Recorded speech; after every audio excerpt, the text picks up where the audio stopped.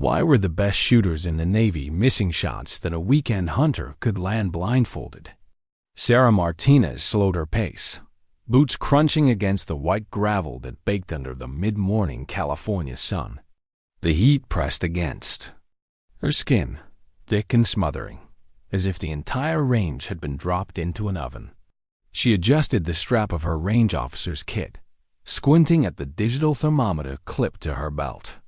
104 degrees, and it wasn't even noon. 2 years of working as a range safety officer at the Coronado Naval Training Facility had taught her the language of gunfire, the sharp staccato cracks of M4 carbines in basic training, the deep chest-vibrating thump of a .50 cal when an advanced team came through, the short bursts of frustrated curses from instructors when recruits couldn't hit paper. But today's sounds didn't match any of that. Today there were long pauses between shots, followed by groans and muttered swearing. The rhythms were wrong off in a way that made her turn her head toward the long-range line, curiosity pulling her like a thread dot at the 800-yard position. 6 SEALs had set up with their sniper rifles, their tan gear blending into the desert backdrop. She expected to see the bright flash of lead hitting steel, hear the clean, metallic ring of success. Instead, a burst of dust kicked up 3 feet left of the target. Her father's voice rose in her memory gravelly. Calm, always teaching. That's not just a miss, Mia. That's a problem. The instructor's voice on the line confirmed it. Rodriguez, what the hell was that? It was sharp, edged with the kind of disbelief that could cut deeper than anger. Sarah kept walking, heading toward the target line with a stack of fresh paper silhouettes under one arm. But her ears stayed tuned to the SEAL position. She recognized the signs, quick, impatient scope adjustments, restless body language, the way the shooters. Shoulders tensed like he was wrestling the rifle rather than working with it. She'd seen her father guide shooters through this exact kind of frustration, the endless cycle of correction and overcorrection that meant the problem wasn't in the glass or the trigger pull, but in the unseen variables between muzzle and target. The second shot came, worse than the first, high and right by a solid 4 feet. Sarah winced. Most range officers wouldn't care. Misses meant less work for them, fewer targets to change. But she couldn't switch off that ingrained habit of reading the air, of watching the tiny details that made a difference between a clean hit and a humiliating whiff. The wind today wasn't the friendly kind. It gusted and shifted unpredictably. Pockets of moving air, creating tiny distortions at different distances. And between the 600 and 700-yard markers, she could see it. The faint shimmer of heat rising off the dark gravel. A mirage layer that bent the rules of ballistics, just enough to mess with anyone who didn't know how to read it. Her father had taught her that skill when she was 14, during a match in Nevada that would have chewed up anyone unprepared. The air isn't empty, Mia. It's alive. It's full of currents and temperatures and pressures. Learn to read it, and it'll tell you exactly how it plans to ruin your day. Rodriguez fired a 3rd time. Same problem. This wasn't bad luck, or a tired trigger finger. This was someone fighting physics without even knowing it. She reached the target line, set down the stack of new silhouettes, and began tearing off the shredded ones paper hanging in ragged strips from the frames. Her hands moved automatically, muscle memory from hundreds of range days. Her mind, though, was already calculating. Temperature, high enough to affect powder burn. Elevation, not sea level, but close enough that density changes would matter. Humidity, almost non-existent, meaning bullets would fly faster than the data. Charts predicted dawn. As she began the long walk back, she kept one eye on the SEAL team. Their tight-knit rhythm had frayed. The easy banter was gone. The air around them felt taut, as if each miss added another twist to the rope they were all pulling against. Then she saw the shooter himself. Rodriguez set his jaw, cycled the bolt, and squeezed the trigger again. The miss was spectacular. Dust exploded so far off target that one of his teammates actually let out a low whistle. Sarah wasn't laughing. Tomorrow was clearly important to them. She didn't know why yet, but she could feel the urgency bleeding through the frustration. And that's when she made the decision. The small one that later she'd realize was the hinge point where her whole life tilted. Jake Rodriguez knew what failure felt like. He'd seen it on missions where the weather turned, where the wrong intel put them in the wrong place, where you had to leave someone behind because there wasn't another choice. But he'd never felt failure here, on a flat stretch of California. Desert, with a rifle he'd trusted for 3 years. The fourth miss landed somewhere in no man's land. His fist hit the concrete barrier with a hollow thunk, enough force to split skin beneath his gloves. He stared downrange at the 800-yard plate, the untouched steel glinting like it was laughing at him. The qualification tomorrow wasn't just paperwork. Their next deployment was to Syria. The mission would put them in positions where first-round hits at long range weren't optional. They were survival. If he failed here, if any of them failed here, the team would be split. And after a year of operating as a single unbreakable unit, that wasn't an option he could stomach. Williams, their grizzled instructor, called him over. The Master Chief had the kind of weather-beaten face that carried 2 decades of desert and jungle etched into it. When he said, "Bring your weapon," you didn't argue. Jake cleared the rifle, set it on the table. Williams checked it like a surgeon's smooth bolt, clean trigger, pristine barrel. Then he found it, a hairline crack in the Picatinny rail. Just enough flex that the scope would shift every time the rifle fired. Jake's stomach sank. The backup rifle was locked away until the armorer got back from leave. Re-zeroing would take hours. And hours were the one thing they didn't have. "Can we jury-rig something?" Jake asked, already knowing the answer from Williams' tight-lipped look. "Not for precision work." That's when he heard the voice, calm, matter-of-fact, coming from behind him. "Scope's loose." He turned. The range safety officer was walking past, ponytail swinging, skin bronzed from the desert. She hadn't even slowed down. "Excuse me?" She glanced over her shoulder. "Your mount's loose. That's why your shots are drifting." Williams raised an eyebrow. "Miss Martinez, is it? You think you can diagnose a rifle problem from 50 yards away?" "I can see the scope shift when it fires," she said. "It's subtle, but it's there. And the shot pattern isn't random, it's progressive. The mount's working looser with each round." Jake's spotter frowned at her, but she wasn't bluffing. Her voice carried that dangerous kind of confidence, the kind that meant she either really knew what she was talking about, or was about to embarrass herself.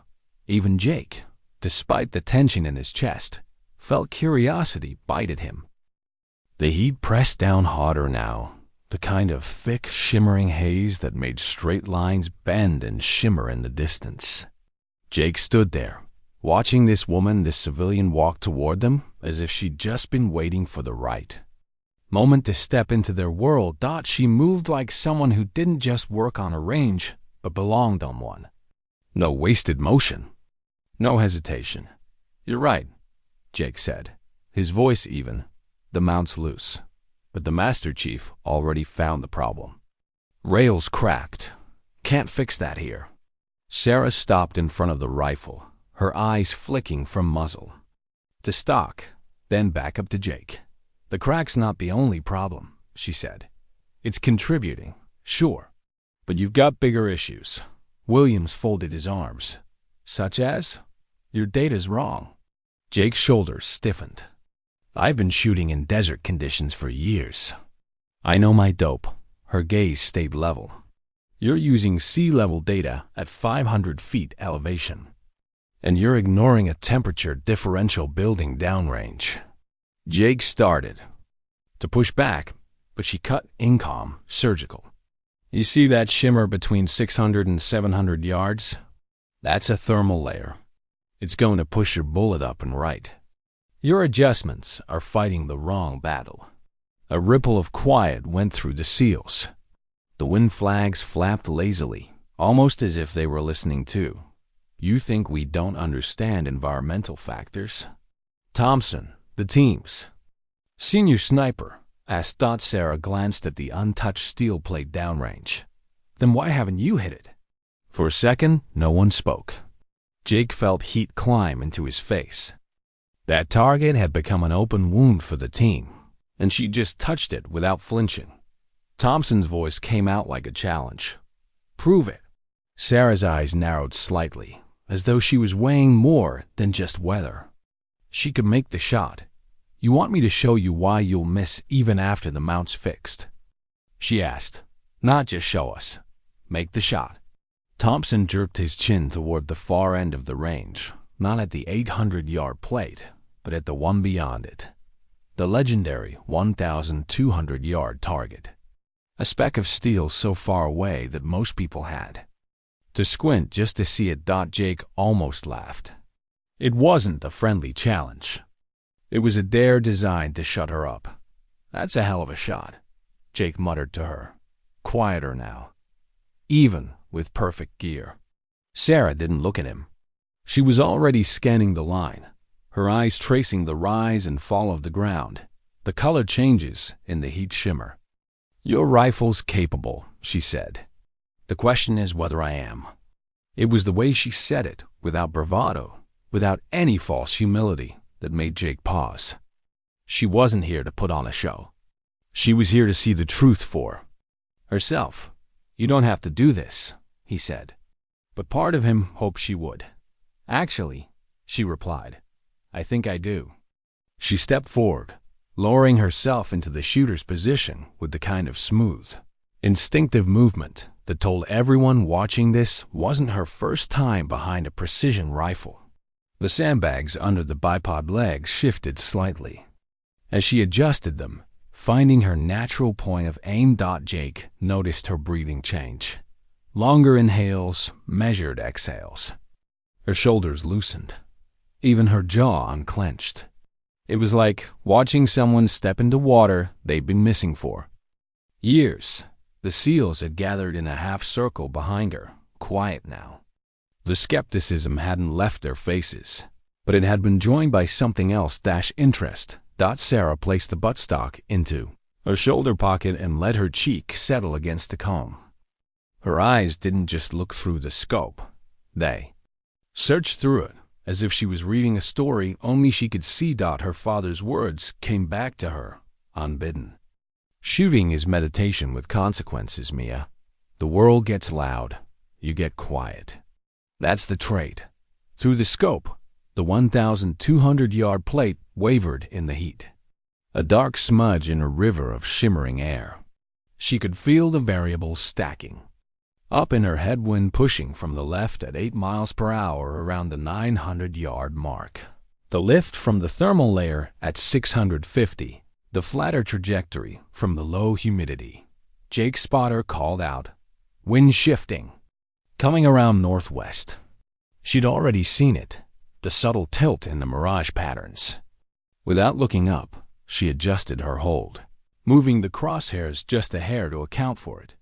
2.5 pounds, she murmured, testing the trigger pull, clean, crisp, exactly where she wanted it.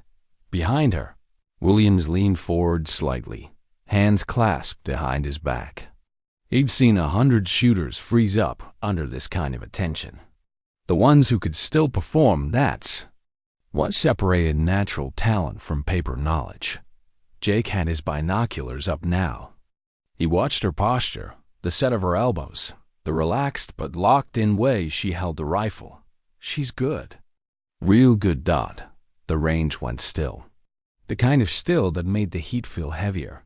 When the shot broke, it was almost anticlimactic, just a sharp crack, clean and precise, followed by the whip of hot air over the muzzle.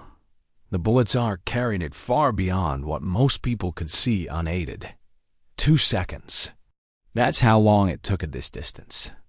Too long. Silent seconds where the air seemed to hold its breath, along with the men standing behind her. Then dash clang. The unmistakable ring of steel. Jake's eyes flicked to the spotting scope. Center hit. Maybe an inch high. Perfect. There was. A heartbeat of silence, and then, holy shit. Thompson's voice cracked the air. She just schooled the whole damn team. The men laughed, cursed, shook their heads in disbelief. Jake didn't move. He was still looking at her. Not at the target. Not at the rifle. At her. Because it wasn't the shot that had his attention. It was how she'd made it. No hesitation. No drama. Just the clean application of skill, knowledge, and calm. He lowered the binoculars. Where'd you learn to shoot like that? She cleared the rifle, handed it back. For a second, he thought she might ignore the question. Then, my father, she said. Gunnery Sergeant Robert Martinez. Marine Corps shooting instructor at Quantico for 15 years. Jake glanced at Williams. The name clearly meant something to the Master Chief. He started teaching me when I was 8, she continued. By 12, I was winning matches. At 16, I had scholarship offers. Olympic Development Program was talking to me. What happened? Williams asked. Her eyes shifted toward the horizon. Life. Dad got cancer when I was 18. Medical bills killed everything. Mom needed help with the ranch. College and competition just stopped. The air around them felt heavier, now not from the heat, but from the weight of what she wasn't saying. That was 6 years ago, she said finally. Dad's gone now. I work here. Trying to finish my engineering degree at night. Haven't touched a precision rifle in years. Jake felt a twist in his gut. It was one thing to see talent, another to see it buried under circumstance. I need to make a call, he said suddenly. Thompson frowned. Jake. But Jake was already scrolling through his contacts. Jake stepped away from the firing line, phone already in his hand, thumb scrolling with the muscle memory of a man who rarely wasted time. The SEAL's laughter still rolled in low waves behind him, the sound bouncing off the concrete barriers. But his focus was elsewhere now. He found the name fast. Lieutenant Commander Sarah Chun, former SEAL, now working with Precision Dynamics Corporation, a defense contractor that didn't just build gear, but shaped how operators used it. If anyone would recognize what they'd just seen, it would be her. He hit dial. The phone rang twice before she answered. Chun, Lieutenant Commander, it's Jake Rodriguez. There was a beat of silence then. You're supposed to be qualifying right now, Rodriguez. Not calling me. Her tone was crisp, but there was an undertone of familiarity. Jake glanced over his shoulder. Sarah Martinez was collecting her kit, the SEALs still buzzing around her like moths to a flame. I will.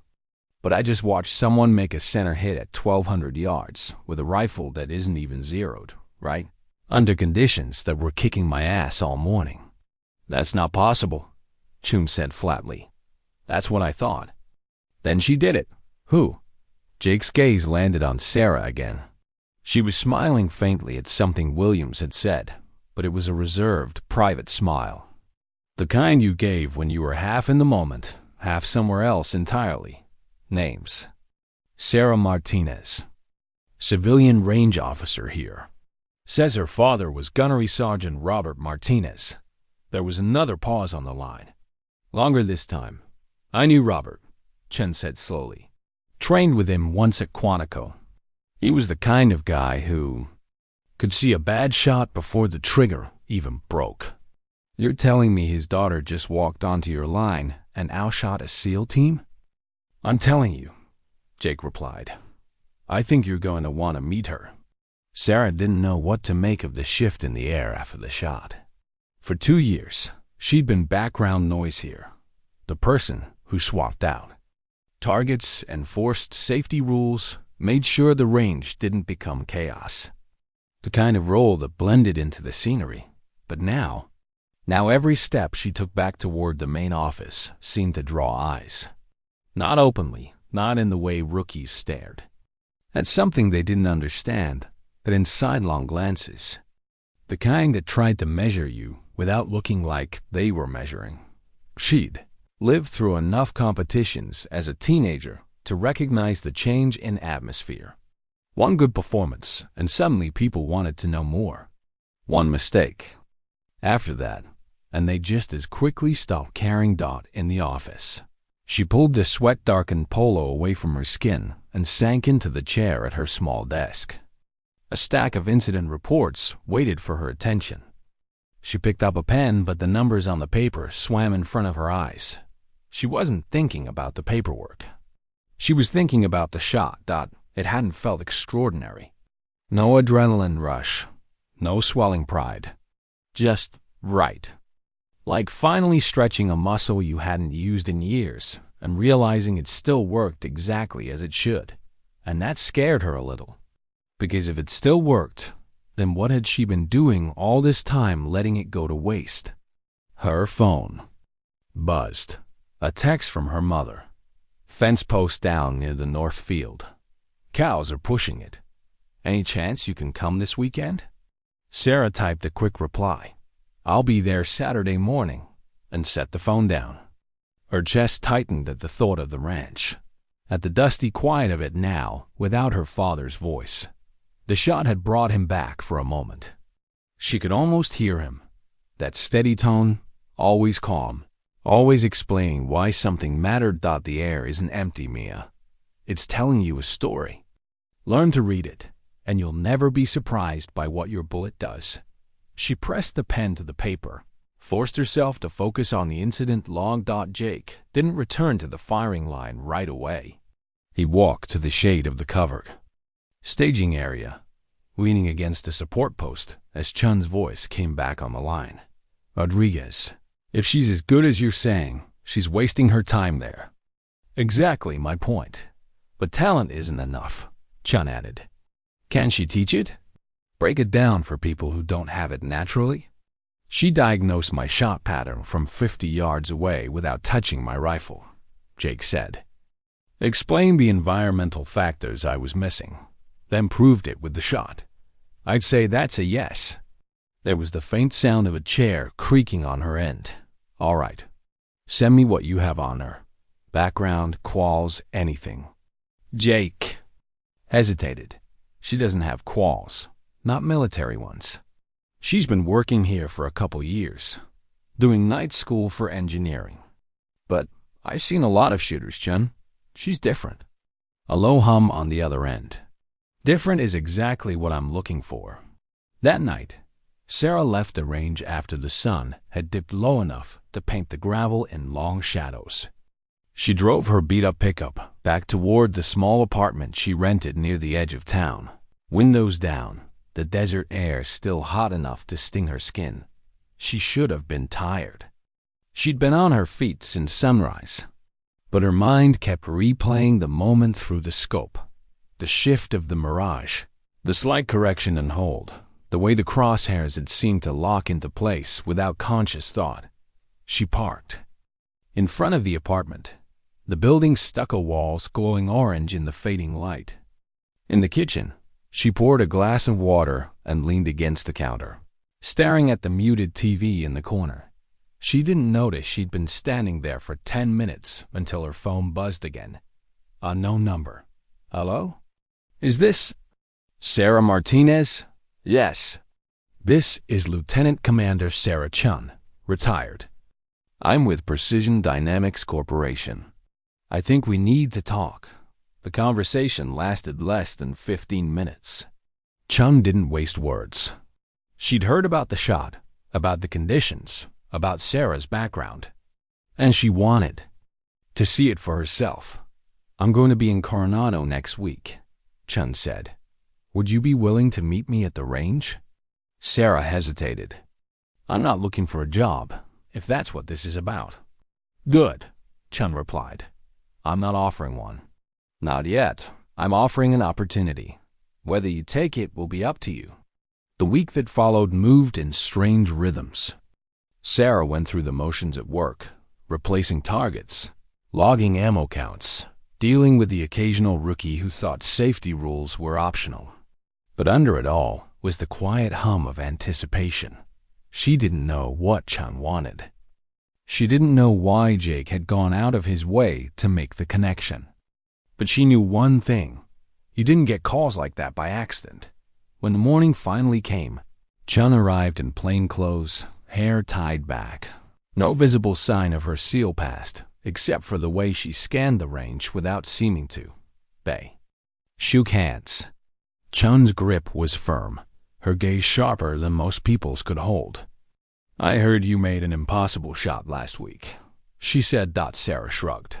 "It wasn't impossible, just improbable." Chun's mouth twitched, the closest thing to a smile Sarah would see that day. "Show me." The morning air was cool enough to trick you into thinking the day might stay pleasant. Sarah knew better. By noon, the range would shimmer under heat that blurred the lines between earth and sky. But right now, the air was still, and every sound carried.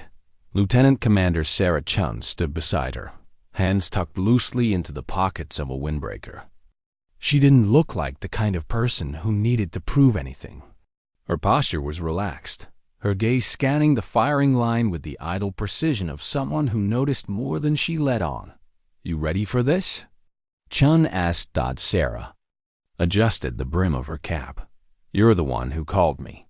"True, but I didn't call you for a replay of last week." Chun nodded toward the far end of the range. "We're going to make things interesting." Sarah followed her gaze. The steel plates were still there, same as before, but the layout was different. The 1,200-yard plate had been moved slightly off axis, tucked into a patch of ground that caught the morning sun just right to create multiple shimmering thermal layers. Wind flags were already twitching, even this early. Someone had done this on purpose. "You've been busy," Sarah said. "I want to see more than whether you can make the shot," Chun replied. "I want to see how you work when the shot doesn't want to be made." They walked to the firing position. Jake Rodriguez was there, leaning against the barrier with his arms crossed, a faint smirk playing at his mouth. "I hear this is your big audition," he said. "I didn't realize I was auditioning," Sarah replied. "You are," Chun said plainly. "Rodriguez is here to observe. And to confirm I'm not imagining what he told me last week." Jake handed her a rifle. It wasn't the one from before. This one was heavier, the stock slightly longer, the cheek weld unfamiliar. Not badly maintained, in fact, immaculate, but clearly not tuned for her. "You like stacking the deck, don't you?" Sarah said, glancing between them. "Consider it a stress test," Chun said. "Gear isn't always perfect in the field. Conditions aren't always optimal. I need to know if you can adapt." Sarah lowered herself into position. The ground here was slightly uneven, forcing her to shift her body until she found stability. She adjusted the bipod, checked the scope. Clean glass, but the reticle was different from what she was used to. The wind picked up again, teasing at her left ear. It wasn't steady. It would give her a few seconds of calm, then gust without warning. She looked downrange, eyes tracing the flags, then lifting to watch the mirage patterns dance. 2 thermal layers, maybe 3. And the target wasn't quite square to her. It was angled just enough to make a center, hit even more demanding. "They're trying to rattle you." She let the thought pass. Her father had done worse when he trained her, moving targets without telling her, changing ammunition loads mid-session, even throwing in sudden distractions to test whether she could reset her focus. This wasn't about comfort. It was about control. She cycled the bolt, chambered the first round, and settled behind the rifle. The cheek weld felt wrong, but she adjusted her posture until it was as natural as it was going to get. Chum stepped closer. No rush, but no second chances either. Sarah didn't look up. She was already building the firing solution in her head. elevation adjustment for the distance, correction for the angled target, compensation for thermal lift at 600 and 900 yards, wind drift, variable, so she'd have to watch the flags and pull the trigger at the exact moment the pattern settled. She breathed in, let half of it out, held out. The shot broke clean. The recoil pushed back into her shoulder pocket, solid but manageable. Through the scope, she saw the bullet impact, not on the plate, but just to the right, clipping the edge. Close enough to hear the faint metallic ting, far enough to count as a miss in any real qualification. Jake's smirk grew. Chun's expression didn't change. Sarah didn't react either. She simply chambered the next round. Going to adjust? Chun asked. Sarah shook her head. Not yet. The second shot went low. Dust kicked up below the plate, carried sideways by a sudden gust. She shifted her grip slightly, rolled her shoulder back, and let the rifle settle deeper into her body. By the third shot, she'd stopped thinking about them watching. It was just her, the rifle, and the distance. The third round rang steel, high left, but enough to feel the vibration through the air. She adjusted, barely moving the reticle, and fired again. Another hit, this time just 2 inches off center. The fifth shot landed dead center. She didn't smile, didn't nod, just cleared the rifle and set it down gently on the mat. Jake's smirk was gone. Chun's head tilted slightly, the faintest trace of approval in her eyes. You adjusted midstring without touching the turrets, Chun said. Sarah met her gaze. Conditions were shifting too fast.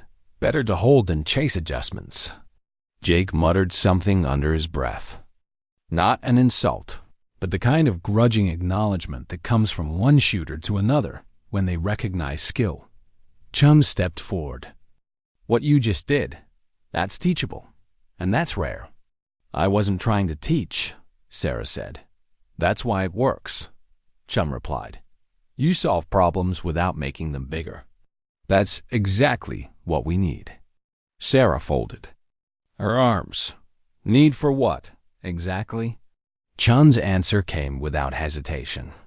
I want you to lead a development program for a next-gen scope mounting system, one that accounts for environmental factors in real time. Your engineering background and your eye for conditions make you the perfect fit. Sarah blinked. You've seen me shoot twice, and that's all I needed, Chun said. They talked logistics in the shade. Salary, relocation, the scope of the project. But through all of it, Sarah felt a quiet knot of doubt in her chest. It wasn't that she didn't want it. It was that wanting it felt dangerous. For 6 years, she built her life around stability. The ranch on weekends, the range during the week, night classes in between. No surprises, no big swings, no risks she couldn't afford to lose.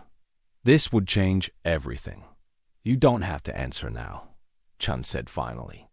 But don't take too long. Opportunities like this don't wait. That night, Sarah drove out past the edge of town, where the desert stretched wide and unbroken. She parked on the shoulder, stepped out into the cooling air, and just listened. The soft hiss of wind over sand, the faint chirp of insects, the occasional rustle of something small moving through the brush. She thought of her father, of the countless mornings they'd spent in silence before the first shot of the day. Sometimes the best shot you take, Mia, isn't at a target. It's at a chance. She didn't decide then, but she knew she was already leaning toward yes. The Precision Dynamics Corporation headquarters didn't look like Sarah had imagined. She'd expected glass towers and polished chrome, the kind of corporate monument you saw in recruitment brochures. Instead, the campus sat low against the hills, built from concrete and steel in clean, functional lines. Security checkpoints bookended the long access road, guarded by men and women whose eyes tracked every vehicle like they were cataloging it for a mission. The place didn't just make gear. It felt like gear designed to perform, not impress. Her badge was temporary, printed that morning in the front lobby. She clipped it to her belt and followed the receptionist through a maze of hallways that smelled faintly of oil, ozone, and hot electronics. Somewhere behind the walls, machines hummed. They stopped outside a glass-walled conference room. Inside, a cluster of people sat around a long table, half in business casual, half in tactical palace and cargo pants. Laptops glowed. Coffee cups steamed. "Here we are," the receptionist said, opening the door. Conversations quieted as Sarah stepped in. She recognized Jake immediately, leaning back in his chair, looking at her with a mix of familiarity and mischief. At the head of the table sat Chun, posture straight, expression neutral. "Sarah," Chun said, gesturing toward an empty chair. "Welcome to PDC." It was an introduction without ceremony, but it carried weight. "This," Chun continued, addressing the room, "is the shooter I told you about. The one who diagnosed a SEAL team's miss pattern in under 2 minutes and then made the 1,200-yard shot under shifting thermal conditions." Someone in a sport coat leaned back, unimpressed. "Shooting's one thing. Leading a design program is another." Sarah met his gaze without flinching. "Then I guess you'll find out if I can do both." A few people smirked. Others didn single quotes T. The first week wasn't about rifles at all. It was about learning the language of PDC, how the engineers thought, how the procurement officers measured success, how the marketing team shaped a story before the first prototype was even finished. Her office overlooked one of the test bays, where technicians worked on scope assemblies under magnifiers, hands steady, movements precise. She found herself down there often, leaning over workbenches, asking questions. Some welcomed it. Others didn single quotes T.1 engineer, a tall man named Harris with wireframe glasses, stopped her mid-sentence on day 3. "Look, I've been designing mounts for 20 years. I know the math."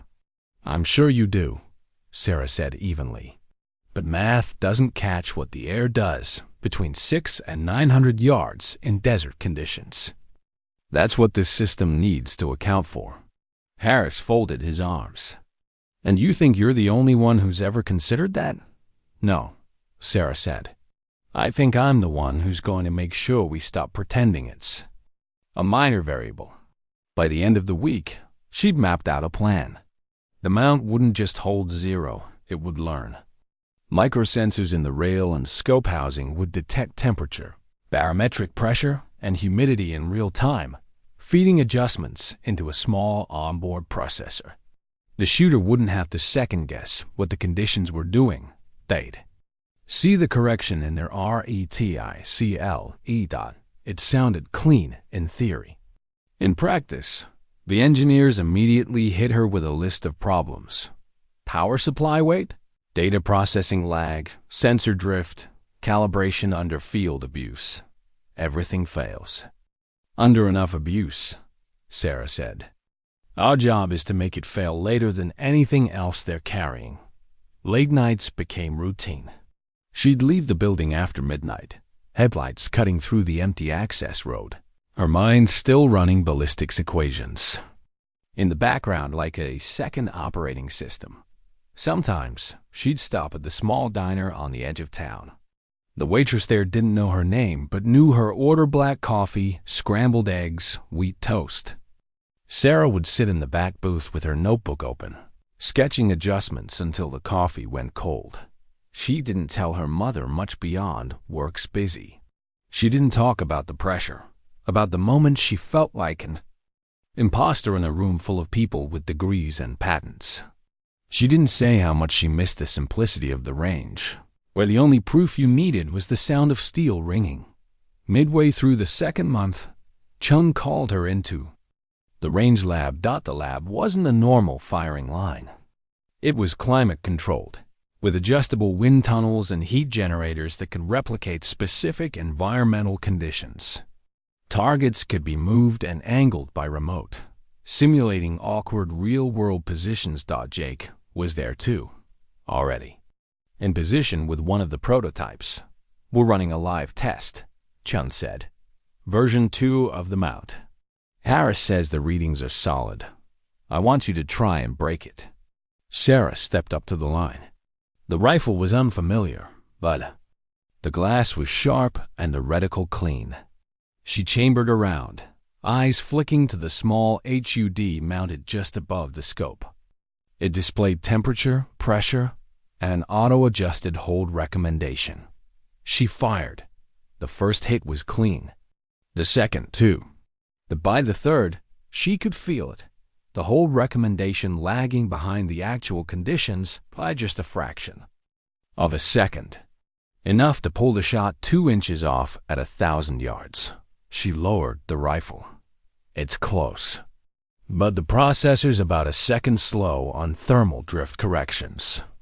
Harris, standing behind the glass partition, frowned.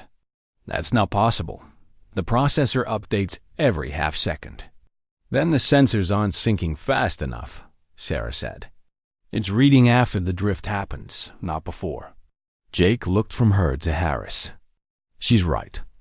I watched the flag change a hair before the HUD caught it. Harris didn't argue again. 2 weeks later, version 3 hit the range. This time, it tracked in perfect sync.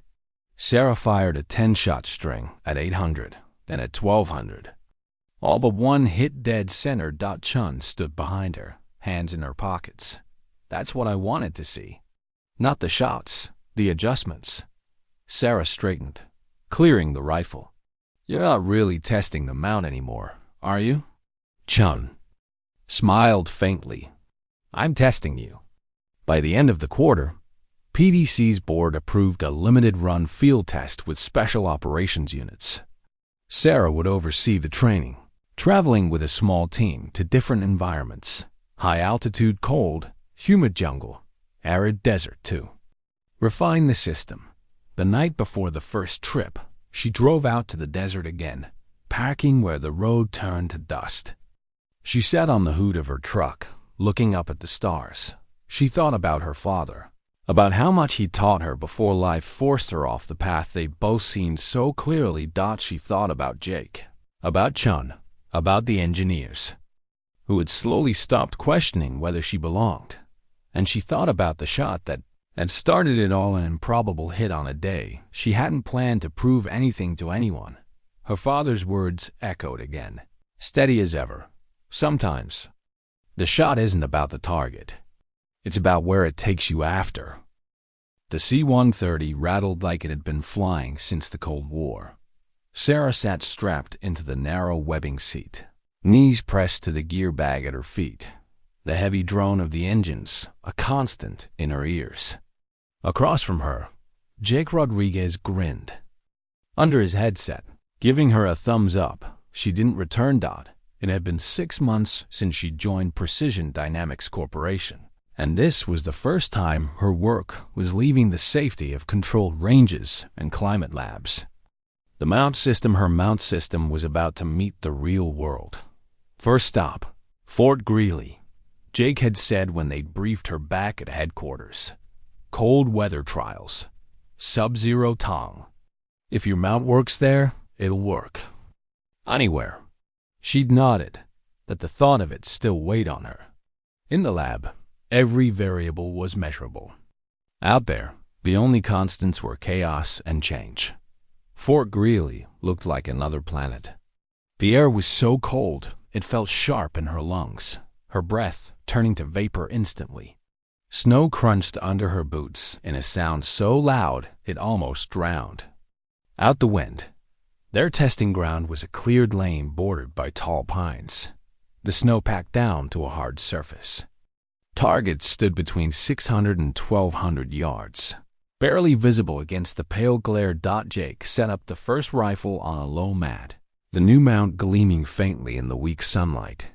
Sarah lay prone beside it, settling in behind the scope. The HUD was brighter here, the numbers crisp against the whiteout background. She fired the first shot at 600 yards hit. The system compensated perfectly for the denser air and near-freezing barrel temp. By the fourth string, though, she noticed it a faint delay again. Not the same as before. This time, it wasn't the sensors, it was the battery. Cold was draining. It faster than predicted. She sat up. We've got a power drop at -20. You'll lose HUD before you lose 0, but that's still a failure point. Jake nodded. We'll swap batteries and keep logging data. But yeah, you're right. That's a fix we need before production. 2 weeks later, they were on another plane, this time bound for Honduras. Jungle trials. If Fort Greely had been a test of endurance against cold, this was the opposite: heat and humidity pressing in like a wet blanket. The air smelled of damp earth and plant decay, and the constant whine of insects filled the space between every word. The mount handled the first few hours without issue. But then came the rain. Not a drizzle, a sudden, violent downpour that turned the lane into a mud river. Water beaded on the scope, clung to her gloves, and hissed on the hot barrel. Sarah stayed in position, wiping the lens, adjusting her hold. The HUD flickered once, twice, then stabilized. Still online? Jake called over the rain. Still online, she answered, squeezing off another round and watching the bullet strike true through the sheet of water. By the time the storm broke, the rifle and mount were caked in wet grit. She cleared the chamber and set it aside, heart still pounding from the focus it had taken to make each shot. That, Jake said, crouching beside her, is exactly why this thing matters. Their final trial took them to the Nevada desert for live exercises with a special operations detachment. This wasn't just about hitting targets anymore. It was about integrating the system into real missions. The operators were polite, but reserved when she briefed them. They'd all heard the sales pitch before. Gear came and went. Most of it didn't live up to the hype. We'll run it on our long rifles during a mock hostage scenario, the team leader said. 1,200 yards, multiple elevation changes, shifting winds. Let's see if your toy can keep up. Sarah didn't flinch at the word toy. She'd heard worse. When the exercise began, she shadowed Jake in the overwatch position, watching the team move through the simulated urban range. Through the comms, she heard the callouts, distances, corrections, confirmations. And each time, the mount fed the shooter exactly what they needed. Until the last shot. The target was a steel plate partially obscured by a wall, simulating a hostage taker using a shield. Wind gusted from the right, shifting just as the shooter exhaled. The bullet clipped the edge of the wall. No hostage casualty in this simulation. But in the real world, it could have been different. The shooter cursed. Your mount didn't catch that change fast enough. Sarah stepped forward, kneeling beside him. She tapped the HUD's log function. It caught it. You hesitated on the brake. The operator stared at her for a beat, then gave a grudging nod. Fair. That night, back at the safe house, Sarah sat alone on the porch, the desert air cooling around her. She could still hear the pop of the missed shot in her head. It wasn't the system's fault. It wasn't even really the shooter's fault. It was the truth she'd always known: no tech could replace judgment in the moment. She felt a strange unease settle in her chest. This mount could save lives. It could also make it easier for someone, somewhere, to pull a trigger without fully understanding the consequences. Jake joined her, handing over a mug of bad coffee. You're thinking too hard. Maybe not hard enough, she said. Where? Making something that takes part of the decision out of the shooter's hands. What happens when the wrong person's holding it? Jake shrugged. Same thing that happens with every piece of kit. We build it. We test it, and we hope the right people get it. Hope, Sarah thought, had never been a good strategy. When they flew back to PDC, she knew the system was ready for production. but she also knew she needed to have a conversation with Chun before signing off. Chun listened quietly as Sarah laid out her concern. I believe in what we've built, but I don't believe in putting it out there without controls. We should have a deployment protocol, vet the units, require certification. Chun studied her for a long moment. Most engineers don't care where their work goes as long as it works. I'm not most engineers. A slow nod. I'll see what I can do. It wasn't a promise, but it was enough to keep Sarah at the table. All right, I'll take Part 7 into the system's first real combat deployment, where Sarah's invention is used in an actual operation. This part will be heavy on suspense, sensory detail, and moral tension, showing her pride colliding with the fear she voiced in Part 6. The first time Sarah heard the phrase live deployment attached to her mount system, it wasn't in a meeting. It was in an email. A short one, 2 sentences. Unit Echo 6 will be fielding PDC mount system in an operational environment. Advisory presence requested at forward staging area. It was signed by Chun. No further details. 2 weeks later, Sarah was stepping off a C-17 onto a dusty airstrip in an undisclosed corner of the Middle East. The heat hit her like a solid wall, dry and heavy. The kind of heat that made sweat evaporate before it could form. Jake was there, waiting by a camouflaged hillock with a faded unit crest stenciled on the door. His face was tanned and sharper around the eyes. "Welcome to Echo 6's sandbox," he said, taking her kit bag. "We're running out of time, so I'll brief you in the truck." The ride was short and bumpy. The road little more than a ribbon of sand. The landscape rolled out in shades of beige and rust, scattered with jagged rock and the occasional lone tree fighting for life. "The target's a compound about 9 clicks north," Jake explained over the rattle of the suspension. "Insurgents. I've been using it to stage cross-border raids. Hostages confirmed inside. Intel says they're moving them tonight." Sarah's fingers tightened on her seatbelt. "And Echo 6 is using the mount?" Jake nodded. 2 sniper elements. One on Overwatch during breach, one covering exfil. "You're here to make sure the system behaves. We can't have surprises." It was the same logic she'd heard in test ranges, but now it landed differently. Here, no surprises wasn't about datasheets. It was about whether people walked away alive. The forward staging area was a cluster of low buildings surrounded by blast walls. Inside, Echo 6 moved with the efficient chaos of operators prepping for emission gear checks, weapon inspections, quiet conversations in corners. Sarah's eyes found the rifles first. Sleek, matte finished, with her mount sitting on the rails, like they'd always belonged there. The HUDs glowed faintly, cycling environmental data in real time. One of the snipers, a lean man with a shaved head, caught her looking. "You're the one who built these?" "Yes." He gave a small nod. "If they work like you say, maybe tonight's easier. And if they don't," she thought, "it's on me." At 2,200 hours, they rolled out. Sarah rode in the second vehicle, headset plugged into the comms net. Through the feed, she could hear the Overwatch teams checking positions, calibrating shots, confirming sightlines. The compound came into view as a cluster of blocky silhouettes against the horizon, dim lights flickering.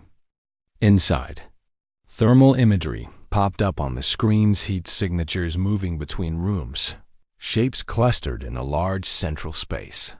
"Hostages located," came the voice of the lead sniper. Marking positions, Sarah watched the data stream. Wind out of the east at 4 knots. Temperature differential across the compound roof. The mount systems processed and fed corrections instantly. The first shot came without warning. A guard on the roof dropped clean before he could raise an alarm. The sound over comms was minimal, just a muffled report and the faint clink of brass. Sarah exhaled slowly. The system was working. Then the wind shifted. It was small 3 knots more. Direction angling from the southeast. But at this range, it was enough to turn a perfect shot into a miss. The HUDs flashed updated holds. One shooter adjusted instantly. The other hesitated. Sarah's voice cut across comms before she thought about protocol. Hold 2/10 left. Break now. The shot cracked. Another guard dropped. There was silence. For a beat on the channel, then Jake's voice. Nice call, Martinez. The breach went fast. Too fast. By the time the first team moved on the hostages, enemy reinforcements were already on the way. Echo 6's exfil corridor lit up with muzzle flashes. Overwatch went to work. Every shot counted. Sarah tracked.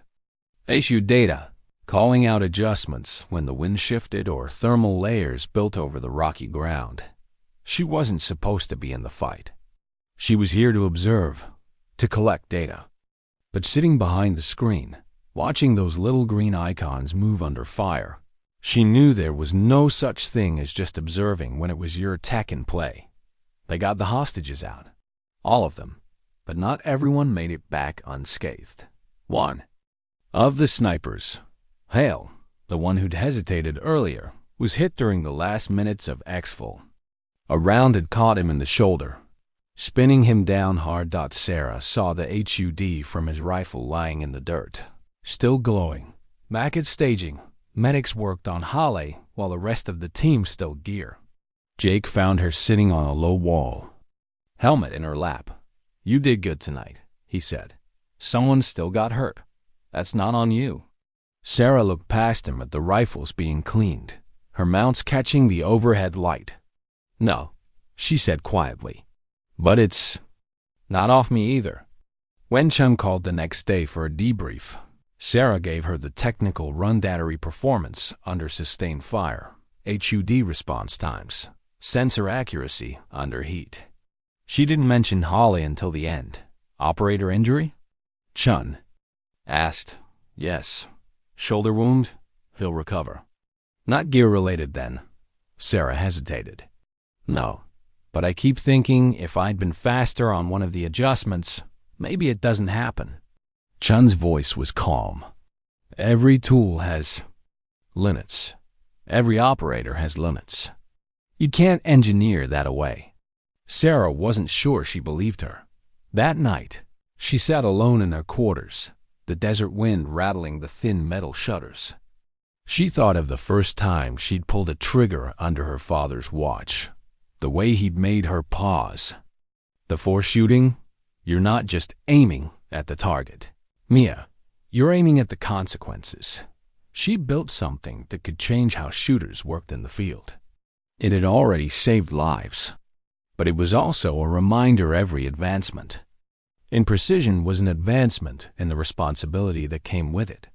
And that, she realized, was a weight you didn't get to put down. The return flight was quiet in the way only a post-mission flight could be. No chatter. No music bleeding from someone's earbuds. Just the steady drone of the engines and the occasional creak of the fuselage settling in the cold air at altitude. Sarah sat with her hands clasped loosely in her lap, looking out the small porthole window. The desert below was a dark expanse, the lights of distant villages faint as pinpricks against the black. Jake sat across from her, head tipped back against the bulkhead, eyes closed. He looked older than when they'd first met, not worn out. Exactly, but carrying the kind of weight you couldn't put down at the armory when a mission ended. She wondered if she looked the same now. PDC sent a call for her when they landed stateside. Chun was waiting at headquarters, already in the conference room with the project board. The debrief was clinical at first: system performance metrics, environmental resilience, operator feedback. Sarah spoke in the measured cadence she'd learned in the lab, noting that the mounts had performed within design tolerances, with only minor issues under extreme heat and battery drain in sub-zero temperatures. It was the kind of report that would normally end with a handshake and a production order. But when she got to the end, she didn't close the folder. There's something else, she said. The room went still. This system works. It's accurate. It's reliable. But it doesn't decide when to take a shot. It just makes it easier. And that means if it ends up in the wrong hands, it doesn't just make a good shooter better. It makes a bad shooter faster. One of the executives leaned back in his chair. We can't control where every unit goes. That's not how procurement works. Then we should try anyway, Sarah said. Certification requirements, environmental training modules, unit vetting. If they can't pass, they don't. Get the system. Chun watched her quietly, fingers steepled. You're asking us to slow down adoption, the executive said. I'm asking you to make sure adoption doesn't kill someone who shouldn't have died, Sarah replied. The room didn't give her an answer that day, but she saw something shift in Chun's expression. Not agreement, not yet, but recognition. After the meeting, Chun walked with her to the elevator. You know, she said, most people in your position would keep their head down. Let the system sell. Let the contracts stack up. I'm not most people, Sarah said. Chun smiled faintly. No, you're not. The next week, Sarah went back to the range at Coronado for the first time since she'd left. The same gravel underfoot. The same smell of burnt powder on the air. Some of the SEALs from that day months ago were there, running drills. Rodriguez was with them. He spotted her and broke into a grin. Look who's slumming it, he called out. She walked up to them, lying, stopping beside him as he adjusted his scope. Thought I'd see if anyone around here learned how to read a thermal layer yet. He chuckled. Still a smartass. They stood in comfortable silence for a moment, watching rounds hit. Steel downrange. The sharp clang carried through the dry air, followed by the faint echo bouncing off the berm. You changed things, you know, Jake said finally. I built something, Sarah replied. Whether it changes things depends on who uses it. Jake looked at her, really looked, like he was measuring the difference in her since the day she'd taken his rifle without hesitation. I think you already know the answer to that. That weekend, she drove up to the ranch. The north field fence had finally been repaired, the wood still pale where it hadn't yet weathered. Her mother met her on the porch, the same small smile that always came when she saw her daughter in one piece. They had dinner at the kitchen table, the same table where her father used to sit with his coffee mug cradled in both hands, talking through wind calls and shot placement like they were part of the day's chores. Later, Sarah walked out into the yard alone, the night air cool and sharp. She looked toward the old makeshift range they built together, the targets now rusting in the moonlight. She remembered standing there as a kid, the rifle too big for her small frame, her father's steady voice behind her. Sometimes, the shot isn't about the target, Mia. It's about what happens after. Back then, she thought he meant the score on the paper, the bragging rights at the next match. Now she knew better.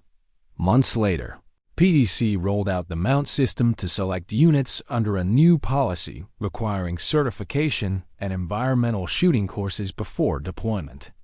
It wasn't a perfect safeguard, but it was something. Sarah stayed with the program, refining the system, training operators, still pushing for improvements the board didn't always want to hear about.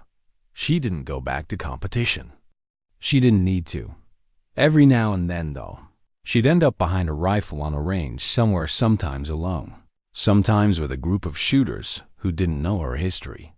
She'd make her calculations, take the shot, and watch the bullet find its mark, and she'd feel that same quiet satisfaction she'd felt on the day she took the 1,200-yard shot at Coronado. Not pride, not adrenaline, just the calm knowing that she could still do it when it mattered. Because in the end, she'd learned the truth her father had been trying to give her all along. Sometimes dignity doesn't speak. It simply acts.